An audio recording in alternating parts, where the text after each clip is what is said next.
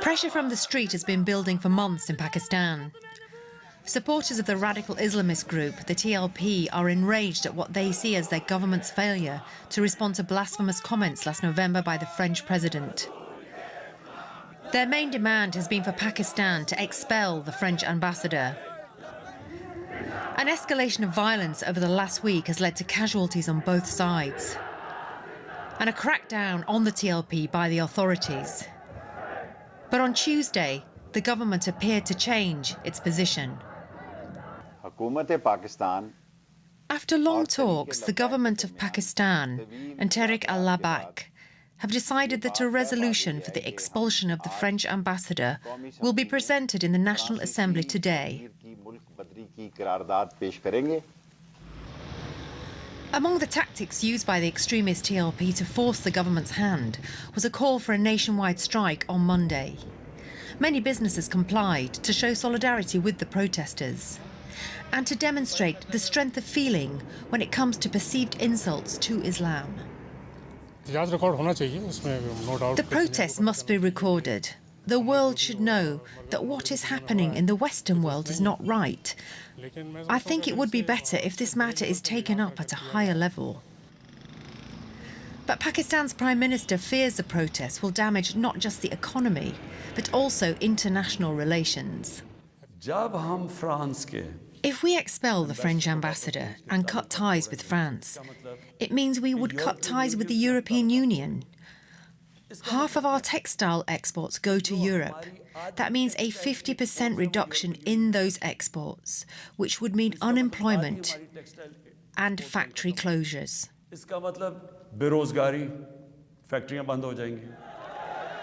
Now the government is hoping to strike a balance between the demands of the demonstrators and the need to end the disruption and rioting on the nation's streets. And for some perspective on this, I'm joined by Pakistan's ambassador to Germany, Dr.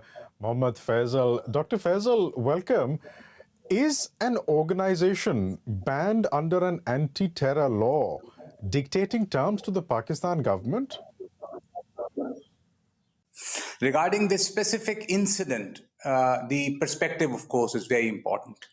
The persona of Hazrat Muhammad sallallahu alaihi wasallam, the Prophet, is very revered, sacred, venerated in Muslims. You are aware of it.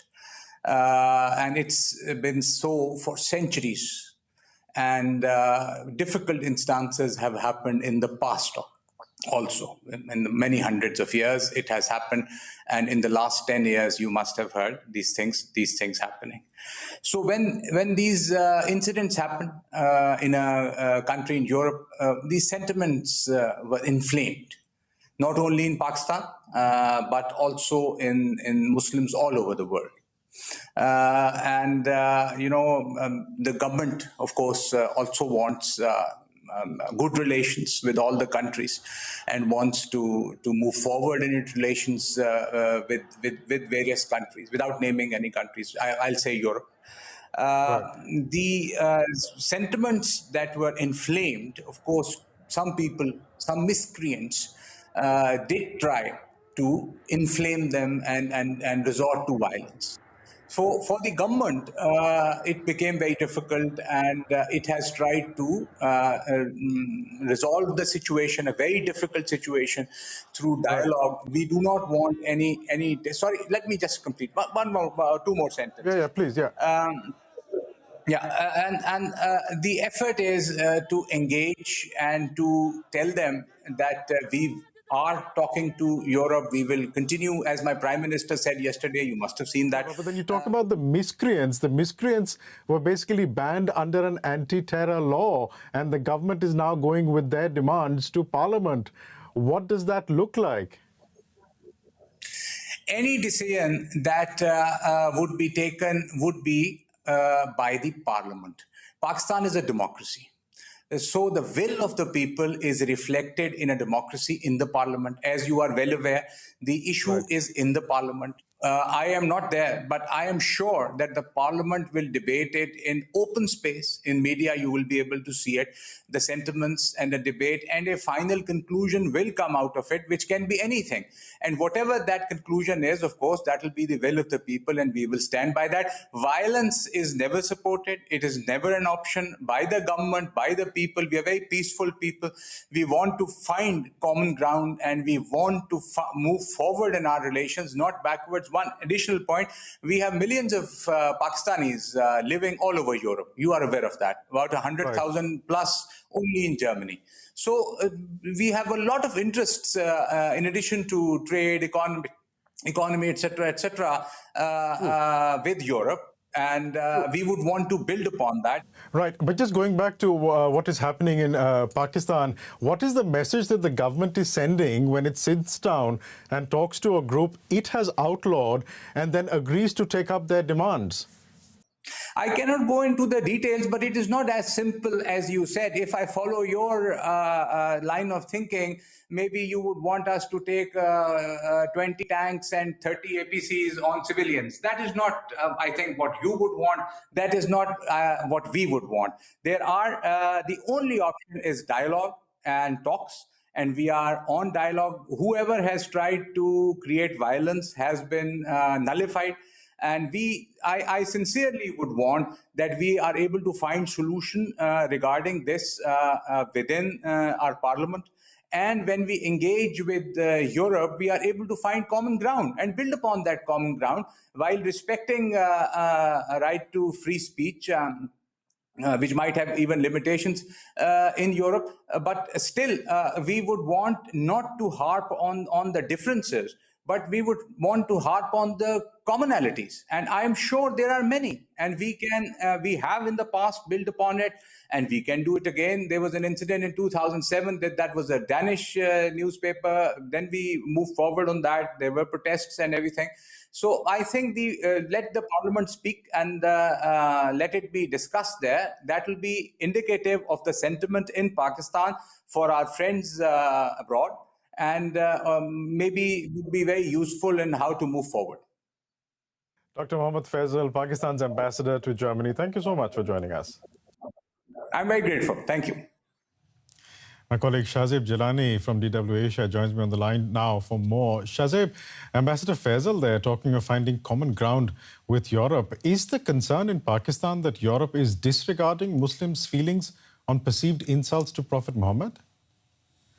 Well, Baresh, the ambassador has a very difficult job. His main role is to protect Pakistan's interest and paint a positive image of Pakistan. Unfortunately, the situation on the ground does not correspond with what he's saying. You only have to look at the images from last few days of protesters going on a rampage, police using excessive force, reports of deaths, policemen being held hostage. And I think actions speak louder than words, no matter what the ambassador says. At the end of the day, Pakistan has witnessed a lot of violence in the last few days. That's something that is very difficult to reconcile. Another point the ambassador made was about the spirit of democracy prevailing in Pakistan. But how does that explain the government negotiating with a group it banned under an anti-terrorism law?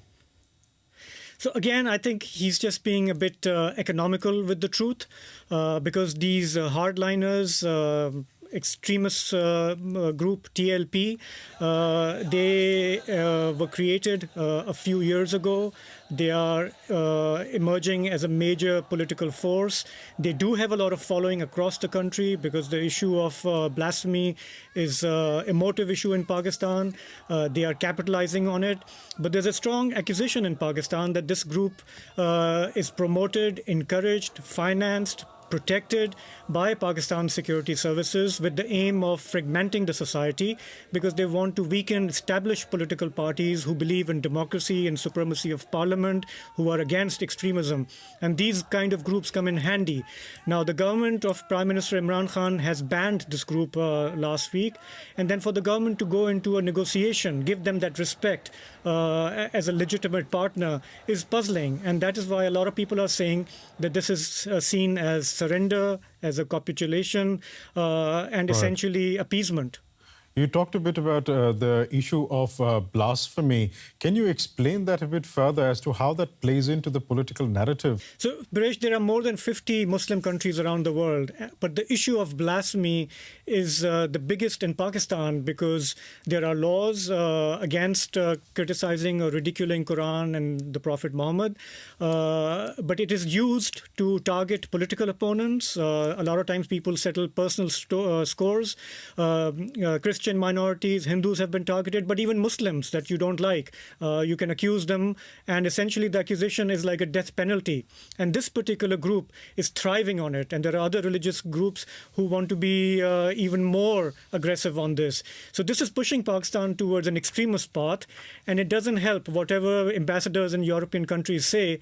The country's slide towards extremism will make it unattractive for business, for industry, and for democracy. Shahzeb, briefly, are there any voices that are opposing this religious hardlinism? So, you talked about the resolution in Parliament, which was tabled today. Again, there is only one political party, Pakistan People's Party, which has not attended the session because they don't want to get involved. They have said to Prime Minister Imran Khan, this is your mess, you have to clean it up. But other political parties, even in opposition, were there in the Parliament, and they want to be a part of it because everybody wants to prove themselves as a good Muslim so they can capitalize on votes because Pakistan is an Islamic country at the end of the day. Shahzeb Jilani from DW Asia, thank you so much for breaking that down for us.